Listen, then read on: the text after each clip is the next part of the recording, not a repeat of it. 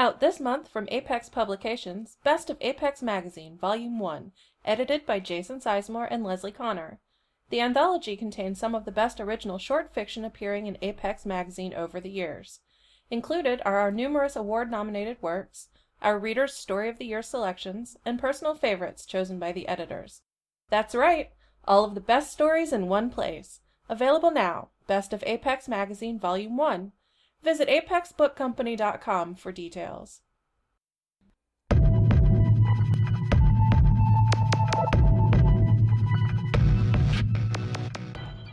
The Open-Hearted by Lettie Prell, published in Apex Magazine, Issue 80, January 2016.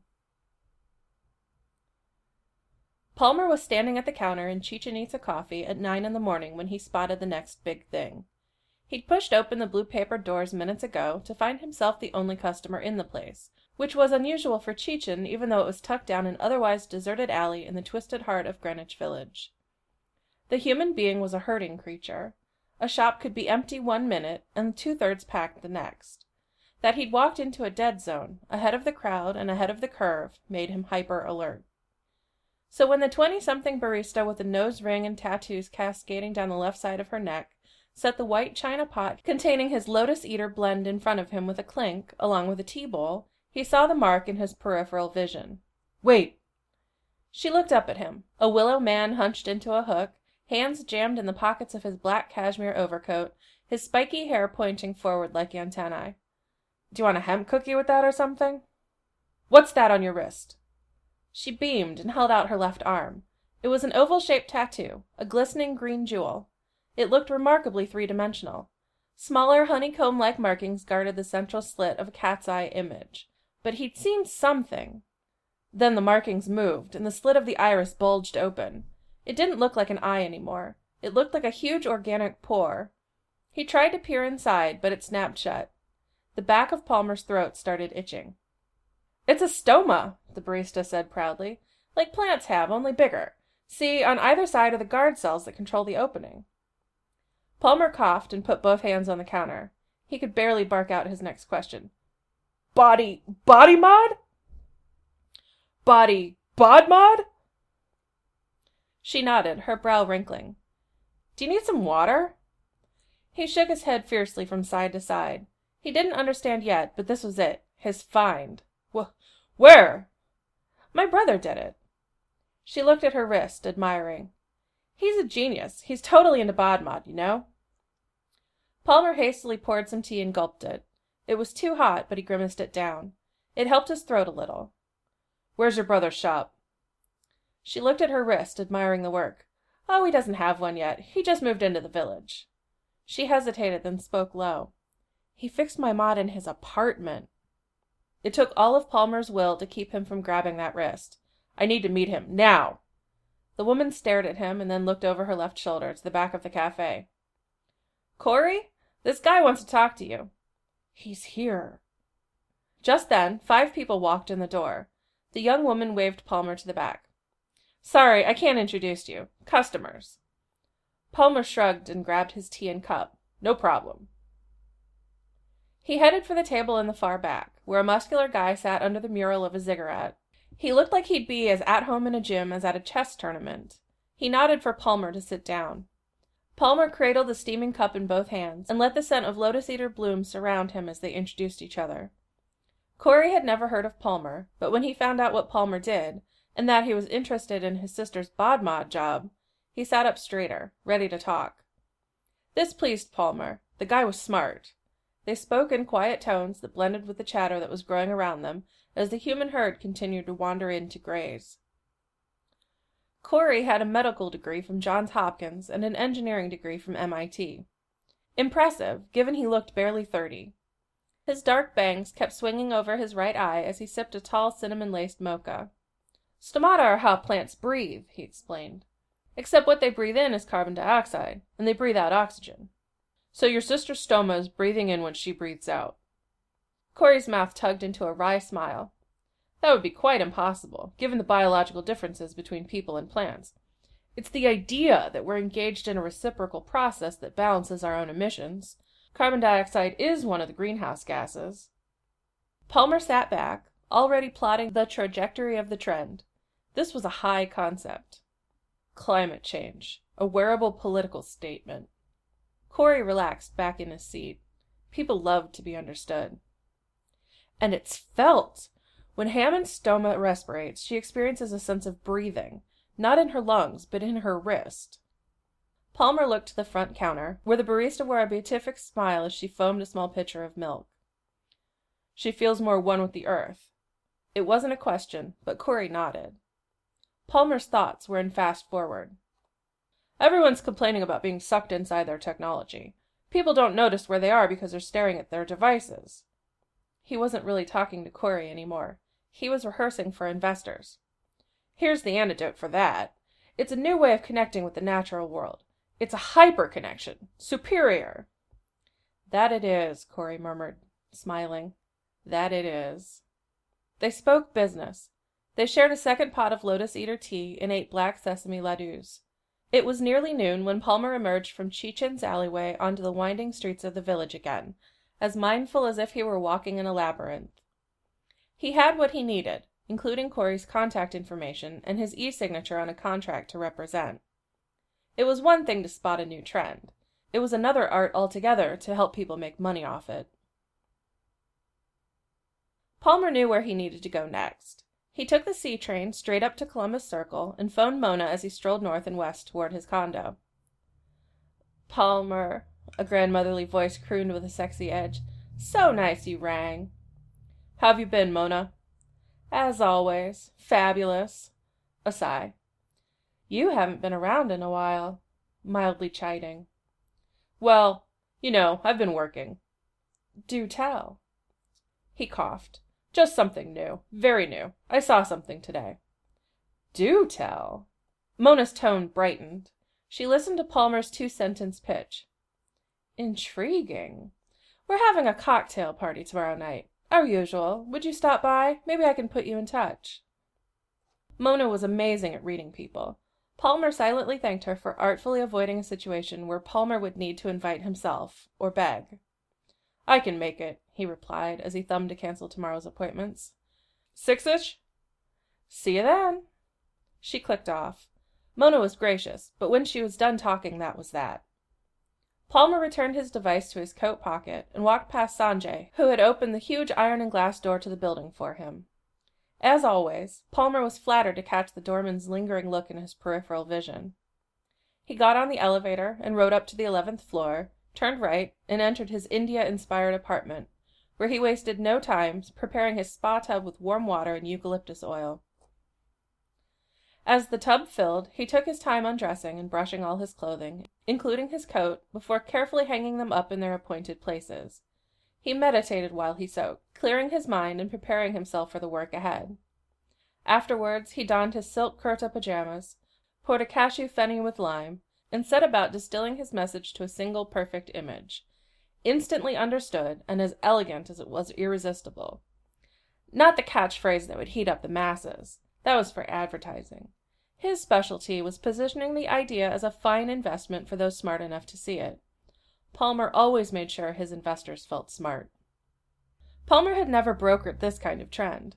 He usually dealt in clothing, discovering new designers and connecting them with the right boutiques. He researched the long history of body modification. Decades ago, there was a guy who'd made himself into a lizard man, complete with bifurcated tongue.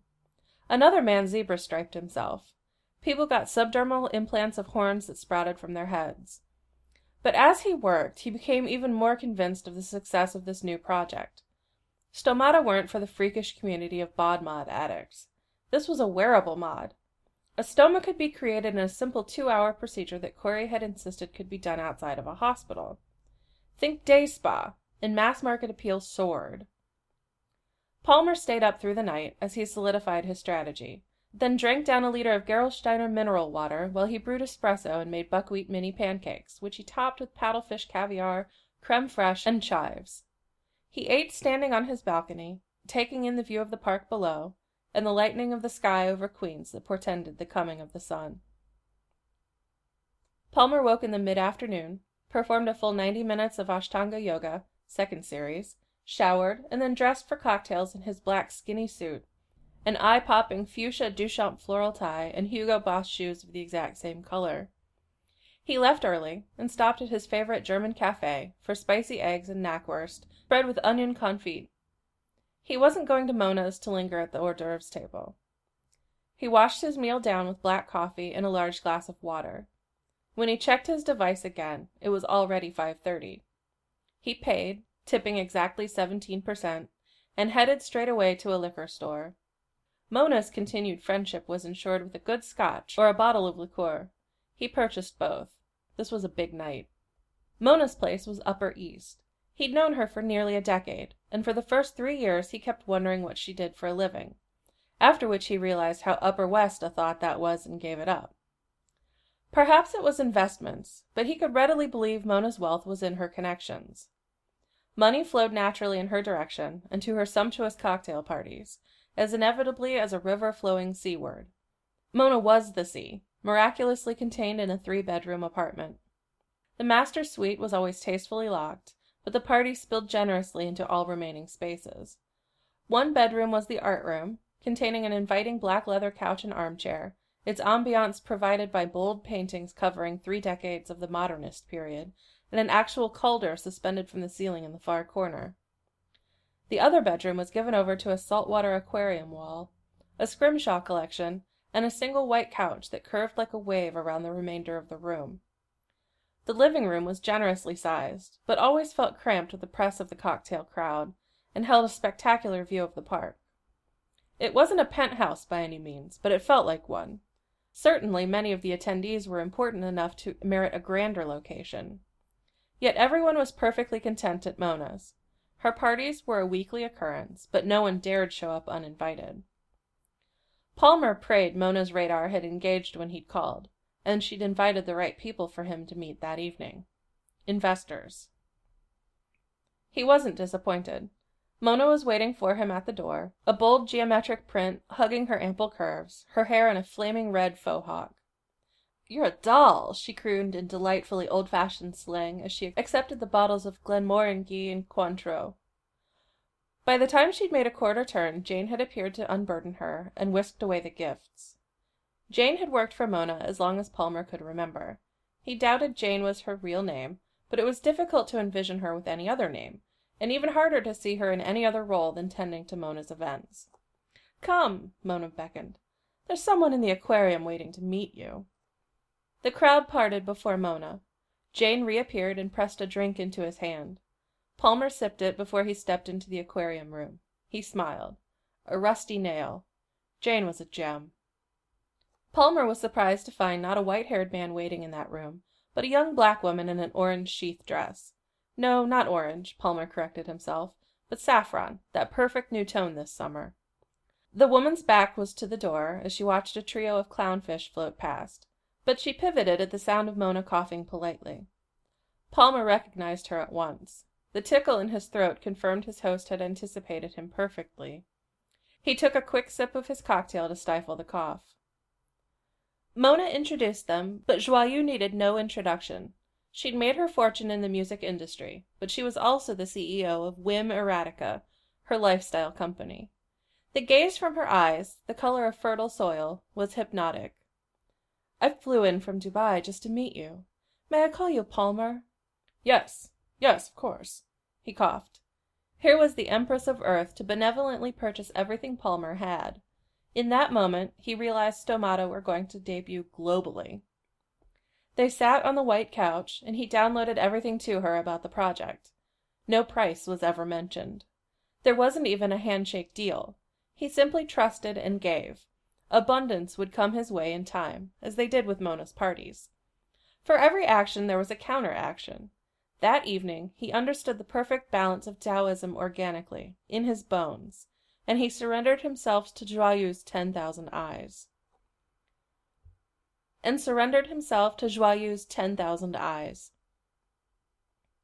Joyeux chose Fall Fashion Week for the unveiling of her new lifestyle look. She partnered with 2 up-and-coming designers to craft their own takes on what to wear with Stomata. Sphere Harlequin, a Japanese-American woman, designed a line she dubbed forest wear, using technologically enhanced fabrics to simulate tree bark and rustling leaves. Palmer particularly loved the conifer skirts, minis that shimmered when the wearer walked. These were paired with brown midriff-bearing layered jackets that reminded Palmer of pine cones. The other designer, Rafi, went a meditational route, layering Persian and Indian patterns with gold and green brocades and frog fasteners. All the models had to agree to get stomata. Corey personally oversaw the modifications.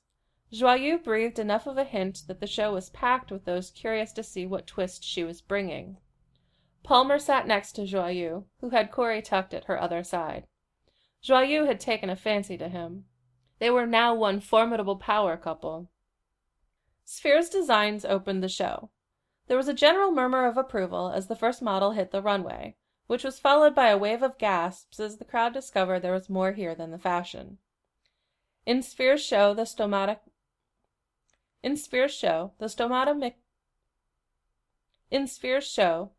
mimicked buttons, carrying the details of the garments onto the skin of bared midriffs, shoulders, and arms.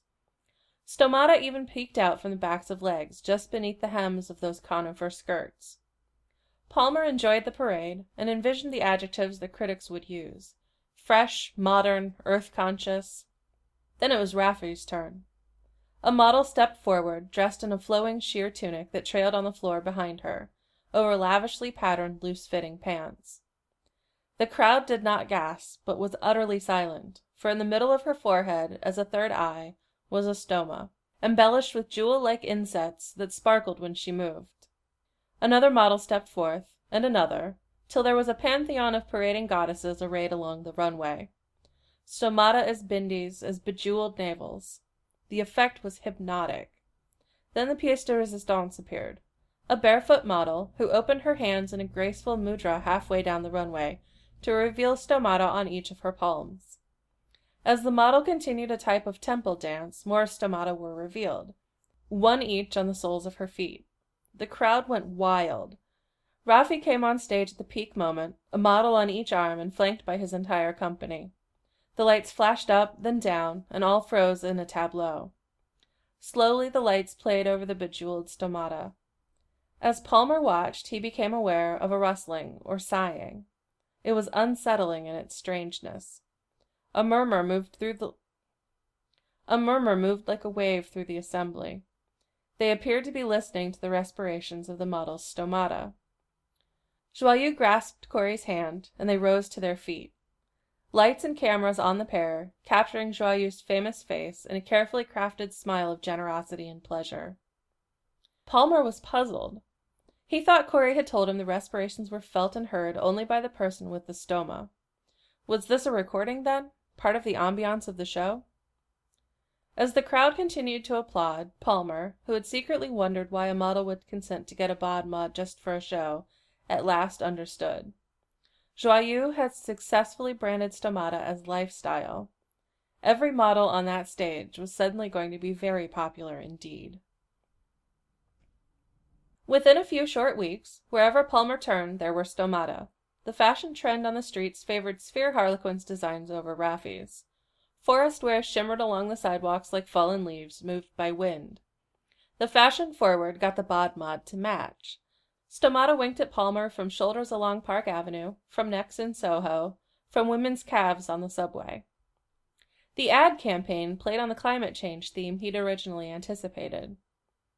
There was Million Hue Man Forest, a tapestry of male hands clasping arms, all with stomata in a show of strength. Be the solution, an animation as if viewed through a gently undulating pool, of women's backs with stomata placed in delectable places. One day, as Palmer was searching the web for stomata's growing presence, he found the model who'd received stomata on her hands and feet had her own internet show. It was called A Moment with Grace. She was dressed in one of Raffi's meditational designs. For the full 30 minutes, she sat in full lotus position, which exposed the stomata on the soles of her feet, and holding her hands in that same graceful mudra that had stolen the show at Fashion Week. All 4 stomata winked open and closed in unison, slowly and hypnotically. Palmer turned up the volume on his Bluetooth and gasped. He could hear those stomata breathing. Shortly thereafter, he was winding through the village when he passed a storefront and saw it was occupied by several dozen people. He could hear the stomata respirate from the half-opened door. Everyone wore beatific expressions. Soon thereafter, he stood in his living room one night, empty martini glass in hand, recording Corey explaining to Kitty Carr on the much later show that the bare minimum number of stomata one should have is 3. That's enough to engage the auditory effects and reap the benefits.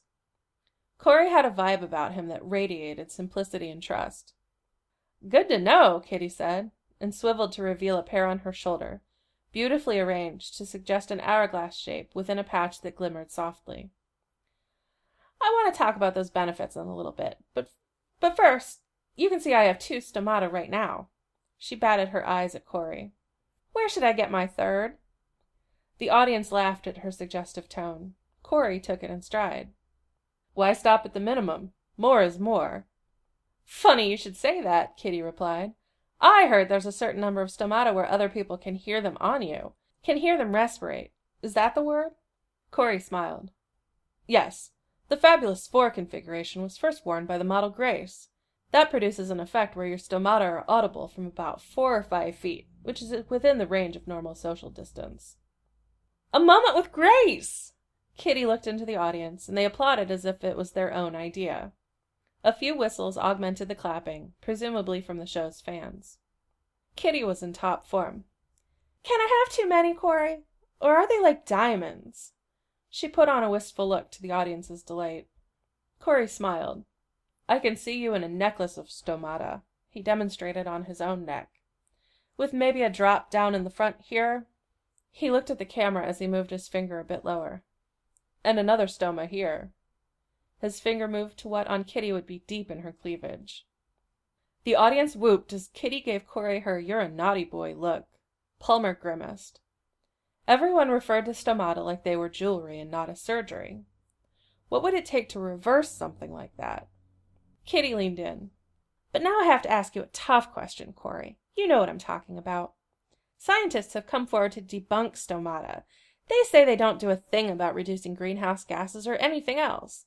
Because, and you have to help me out, Corey, because I'm no scientist, but we evidently breathe out carbon dioxide because it's a poison, and plants breathe it in because they need to do their thing. What do you call it? Corey's smile had disappeared. Photosynthesis. Right. And they're saying people can't do photosynthesis. Corey shrugged slightly. I never said people with stomata are capable of photosynthesis. Never. Simple. Next question. The audience tittered, and there was a spatter of applause that quickly ceased. Kitty nodded. Okay, but there's the elephant in the room here, Corey. What about forest wear? Million human forest? This whole thing has captured our attention precisely because of its eco-consciousness. Corey leaned toward her, and Palmer caught his breath. Exactly. And you can trust what I'm about to say. These stomata do something, I assure you. Kitty's posture mutated from investigative reporter to confidant. Tell me. Isn't it evident? You have stomata. Have you noticed their opening and closing movements have a calming effect? Her hand went up to touch them. Yes. Don't underestimate what that can do for you. When we're able to lower our stress levels, we can think better and make better decisions. For ourselves, and for the planet. The audience sighed its approval. Kitty seemed genuinely touched. What's not to love about that? Am I right? Applause. I'm loving this. Corey was nodding. Wouldn't it be great if our world leaders had stomata? Kitty beamed. 2 words. Win-win. More applause. And the more stomata you get, the more you feel this, Corey said. It's a metaphor in flesh, if you will. Kitty pressed both hands to her cleavage. This is important, isn't it, Corey? She appealed to the audience. I love this man! The crowd was roaring now, and she had to shout, A genius in our own time, everybody! I'm Kitty Carr, and that's all, kits! Palmer thumbed to mute and freeze, and then did as many American viewers were doing right now, he imagined. He poured another drink. In his case, a vodka martini, heavy on the Russian standard. He stood idly staring at the freeze frame as he took his first sip. Wearing stomata indeed. Let them have their fantasy while it lasted. Besides, he thought, good things were bound to come from the increased concern for climate change. Good things. Palmer stood in front of his bathroom mirror. He picked up his hairbrush. When he lifted it to his head, his robe fell open, exposing a stoma so large it covered his entire chest.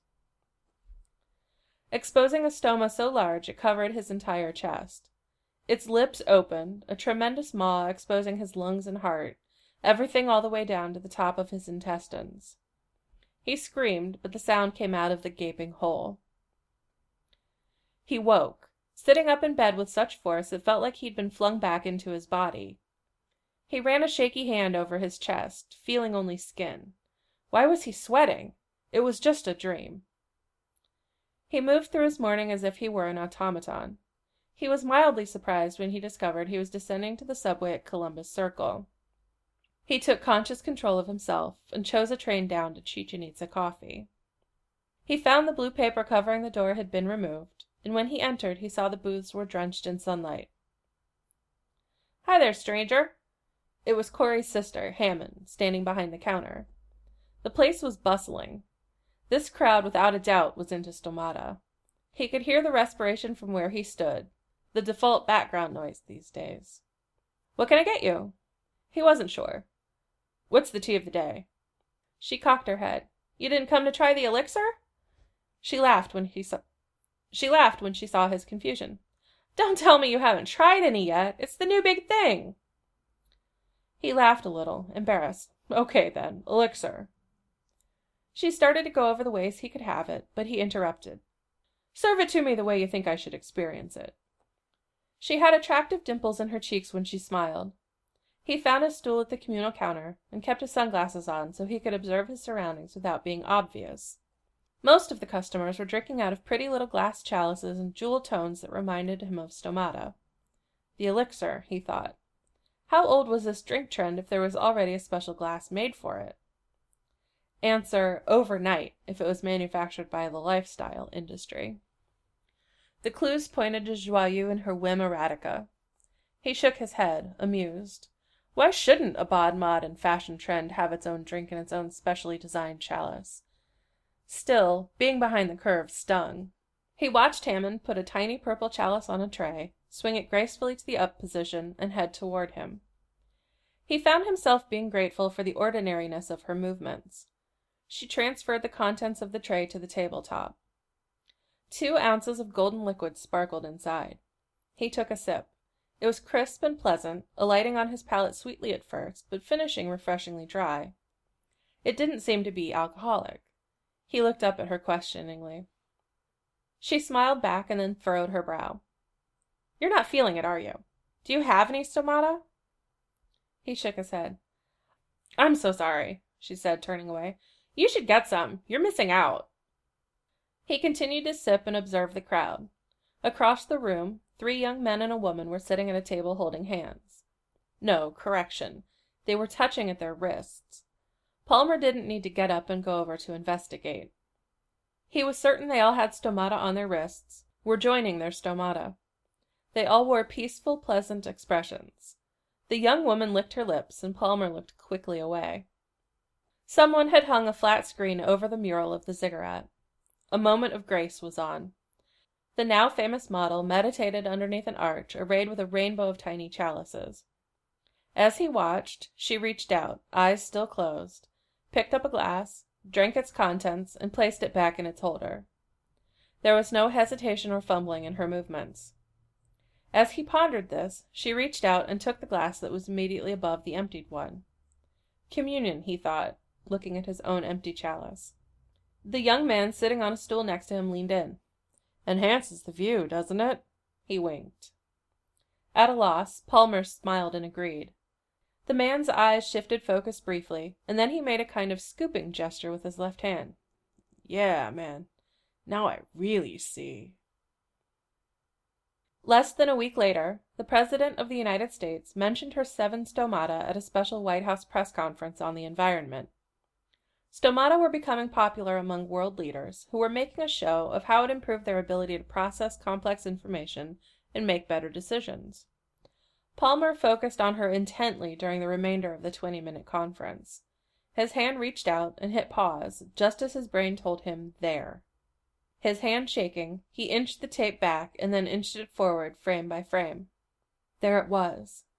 She looked briefly nowhere, intentionally, and then she flicked her hand in one of those gestures he'd been noticing since his first taste of elixir at Chichen Itza. What is it? Palmer had been asking himself this for days now.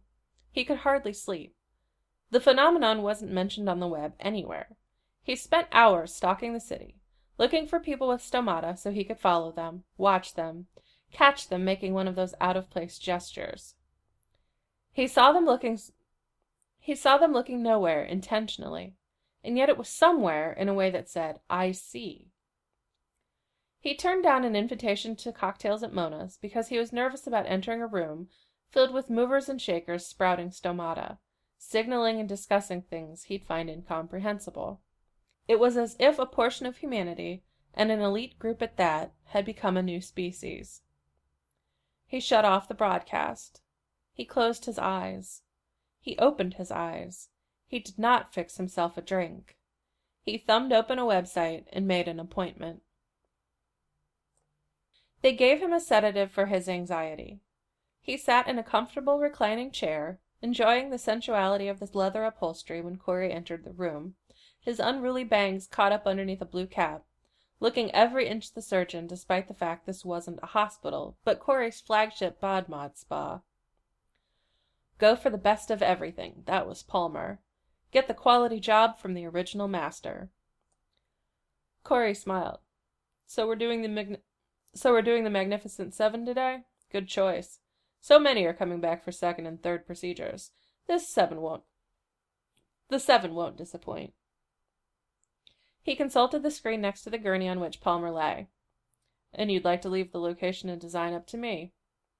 He looked down at Palmer. Palmer could hardly talk, but he waved his hand and managed to reply. Serve it to me the way you think I should experience it. You got it. Corey half turned away, and Palmer saw the man's own string of stomata running from behind his ear and presumably around the back of his neck. Something just on the horizon of his neck glistened. A face appeared upside down in his vision. We'll be feeding you an intravenous drug that's safer than anesthesia. I want you to count from 1 to 10 for me. Corey had something different on his neck. As the needle went into Palmer's arm, he said, I guess I'm curious about what other people are seeing. Corey smiled softly. Isn't it obvious? Another dimension, one in which everyone can see the interconnections. Please count for me now, the anesthesiologist said. 1, 2. As Palmer resurfaced, he said the word 3, but he couldn't remember why. He took a deep breath and heard his other breath, too. I'm opened, he said. It was the best way he could describe it. Corey was there, smiling at him, welcoming him to the other side. Palmer's stomata opened and closed in sync with the brilliant man's breath.